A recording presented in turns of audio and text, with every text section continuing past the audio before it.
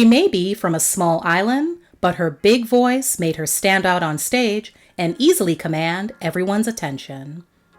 Widely hyped as the female Shabba Ranks, she blazed the charts and made significant cameos in the golden era of hip-hop and reggae crossovers in the US throughout the 90s. Then, she suddenly disappeared from the spotlight. Let's find out whatever happened to Jamaican reggae dancehall artist Patra. Dorothy Smith, better known as Patra, was born in Kingston, Jamaica, and raised in the parish of Westmoreland. She describes herself as a country girl growing up with 4 brothers and being raised by her mother after her father passed away when she was just 3 years old. She first knew she wanted to be a recording artist at the age of 8 and was able to hone her skills singing in the church choir. Her early influences were Tina Turner and fellow Jamaican icon, model, singer, songwriter, actress, Grace Jones.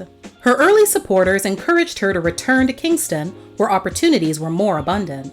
She would begin her career as a dancehall DJ in the late 80s in her teens under the stage name Lady Patra, a name given to her from a cousin who likened her to the Egyptian queen, Cleopatra. She ended up entering and winning some contests that got her the opportunity to get into a professional studio to lay down some tracks. Then came the ultimate opportunity to participate in Sting, Jamaica's longest-running annual stage show. After battling it out with all the other female artists on stage, Sony took notice, and she was off and running after signing her first deal with Epic Records. Patra, as she was now going by after her label told her to drop the lady, first got noticed as a featured singer on Jamaican dancehall artist Shabba Ranks' song, Family Affair.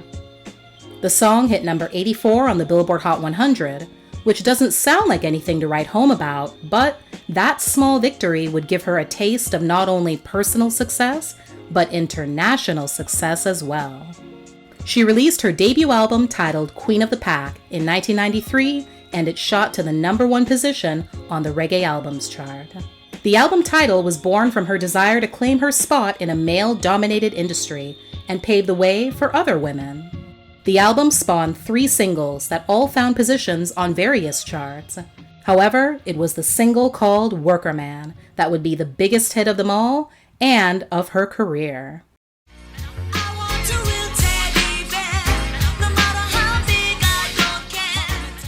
It reached the number 53 position on the Hot 100, the top 20 on the R&B chart, and number 1 on the dance chart.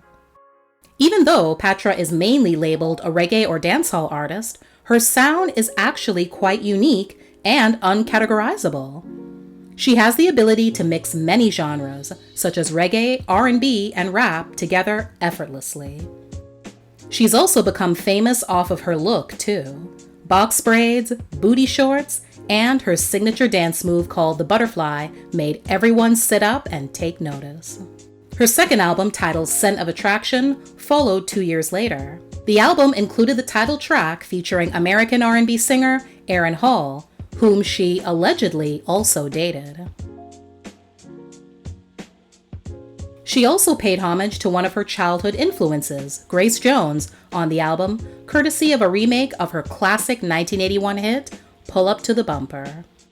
During this time, Patra was living in New York City and forming fast friendships with some of the biggest stars in urban music. Besides low-riding with rappers Tupac and Yo-Yo in her music video for the track Romantic Call off of her debut, Patra also cameoed in the Notorious B.I.G.'s video for his hit single, One More Chance.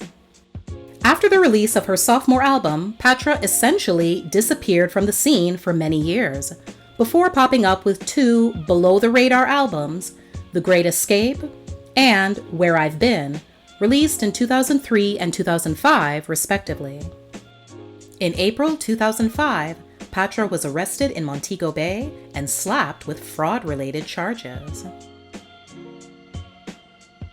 According to reports, the arrest was in connection with complaints by persons in entertainment circles who accused her of taking money from them for overseas work permits and clearances, which she did not deliver.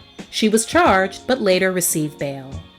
Then, Patra took many years off once again, from the music industry, she says, for her own sanity. At the time, she was also dealing with management issues. She felt certain choices needed to be made for her own happiness and allow her to be in control of her career. She spent that time relaxing, working out, cooking, writing her autobiography, and finishing her education. In 2012, Patra signed a new record deal and began work on her 5th studio album. A couple of singles were released over as many years. Then, finally, the album titled Patra: The Continuation was released in February 2014. The previous year, in the summer of 2013, BET reached out to Patra to be part of their BET Award Reggae Dancehall celebration.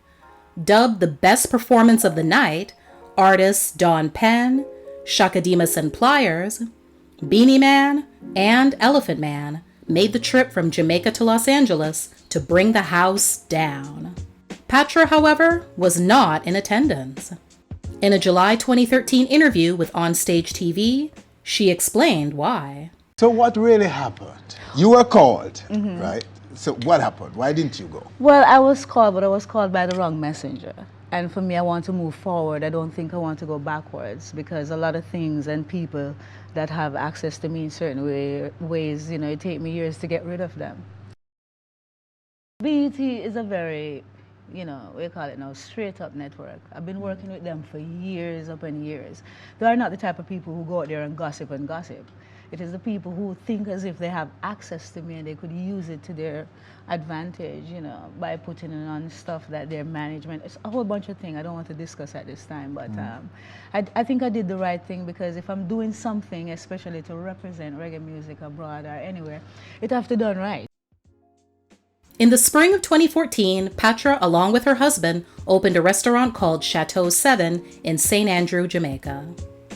The Queen of the Pack went back to her roots again in 2016 when she dropped an 8-track EP appropriately titled Westmoreland Girl. Patra surprised all her fans via Facebook in April 2019, where she debuted her new look, a short copper blonde do. It's a major change from her signature super long braids she'd been sporting for more than 25 years.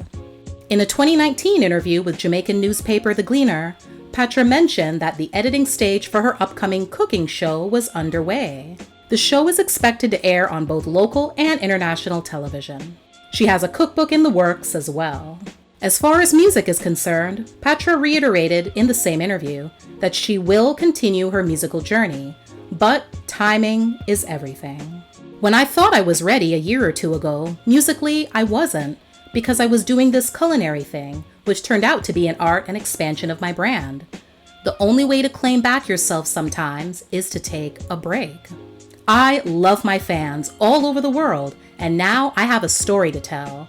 I'm coming as an entrepreneur. I'm doing my cookbook, and now I understand the business aspect of music. I didn't know it was possible, so that even adds to me being the queen of the pack, because not everyone can do that.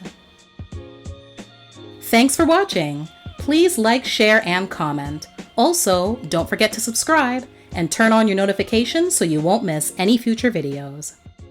See you next time.